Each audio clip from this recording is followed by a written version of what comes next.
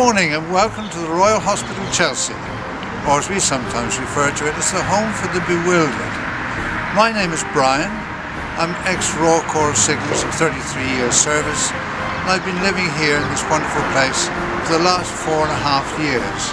It's going to be my pleasure to take you around our wonderful home.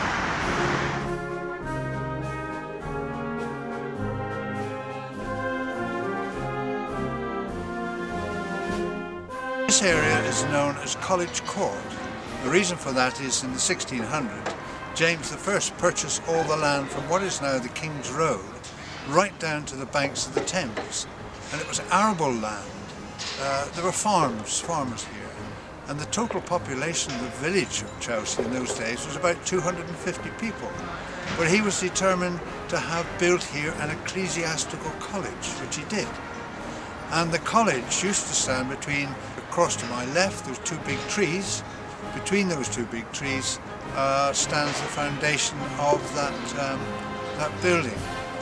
It was used as an ecclesiastical college for a short time, but when you consider that the total population of the village, as I've mentioned, was 250 people, where was he going to get his students from? So it didn't work. It was then used as a prison for a while, when we had Dutch prisoners there after a bit of a row with the Dutch. And then it was used finally as an asylum. But again, it didn't work. And so it was demolished. Now the ironwork just behind me, it covers an artesian well. And it was from there that all the water for drinking was drawn, and it was placed in lead boxes. Now when you consider that the water, the purity of the water in the 1600s was pretty rotten anyway, you wouldn't want to drink it. But it was placed in lead boxes which are scattered around the estate. The water was used because the soldiers needed, or the in-pensioners needed something to drink, and being soldiers they needed beer, so that water was used to make the beer. This building I'm standing in front of is our club, and it was built in the 1700s and 1800s and is part of the estate. We're likened very much to a village. We have our club here, our community centre, we have a church, we have our graveyard, we have a post office, so we've got everything here. And the building that I'm standing in front of, as I say, is our club. So we have a great bar, we have a nice bar there, a restroom, we have a TV room, and a library. Every year we are inspected by a member of royalty, and a couple of years ago it was Prince Harry. And he was excellent when he came out of the door and saw us all on parade. He noticed to one side two young men in uniform, in wheelchairs, and one of whom was a triple amputee from Afghanistan, and the other had lost one arm. So he made straight across for them and spent quite a long time talking to them. He then went back in front of the statue where he was requested to inspect the companies, and we have 4 companies. After the inspection, we are then required to do a march past. Now companies 3 and 4, they set off and they march across the front of the statue. When they get there, they're given the command eyes left, and they salute as normal with the right hand. Companies 1 and 2, however, they approach from the other side. And once they arrive at the statue, they're given the command eyes right, and they salute with the left hand. Now it's the only time in the British Army when you will do so. And the reason for it is that Queen Victoria said, "When my troops pay me the compliment of a salute, I'd like to see their faces." So it's given, the command is eyes right, and you then salute with the left hand. This is Wren's Chapel.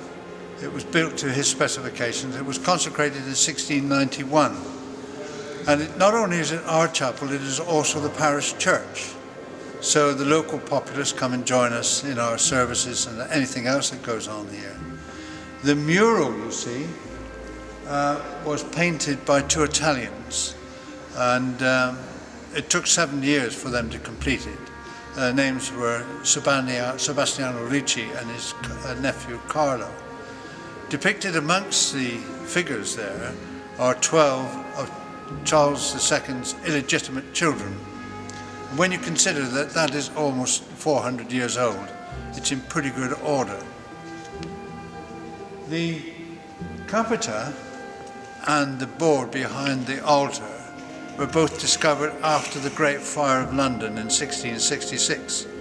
And when Sir Christopher found them, had them found, he had said, when my chapel is complete, I'll have them brought here and mounted where you see them now. And I think that's quite poignant, because if you think about it, had they not been discovered, they would have laid in the fire and just perished.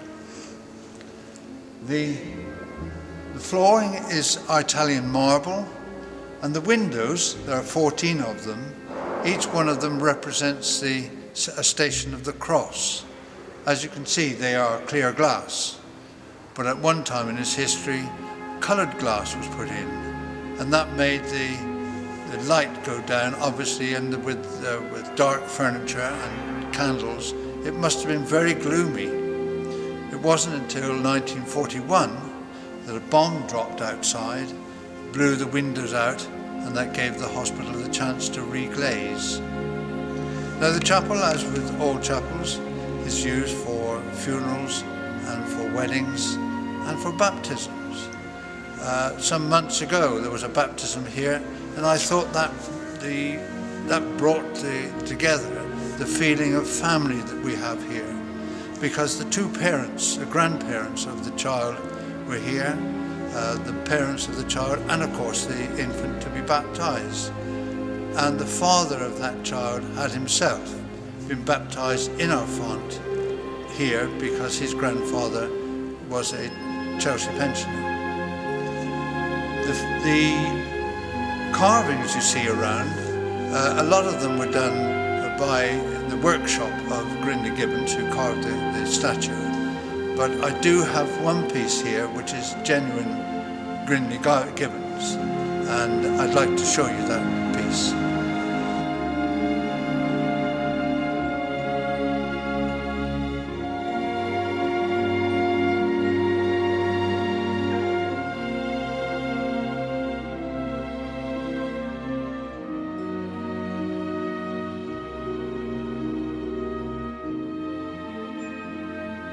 This is the mace that was given to us by the Queen in 2002. It weighs 28 pounds, and it's taken on parade on Founders' Day, carried on parade under guard, and set to one side of the statue of King Charles II. But we don't have a standard, we don't have a flag, so this represents our hospital.